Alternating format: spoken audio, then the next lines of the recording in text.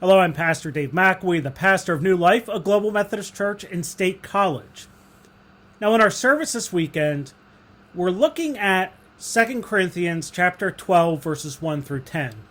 And in this passage we have Paul speaking of God's grace extended through Jesus Christ.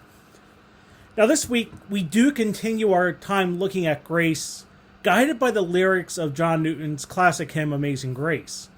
And being in the third week, we're looking at that third verse of the hymn, which speaks of grace that brings us safe so far, and grace that will lead us home.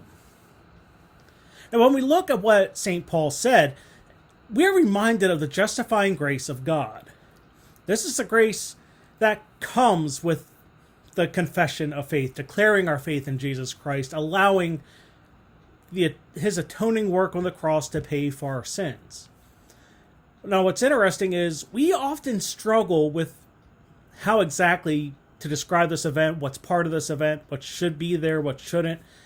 And that's kind of what we're going to get into on Sunday, is really to give some clarification on how this justifying grace works within us.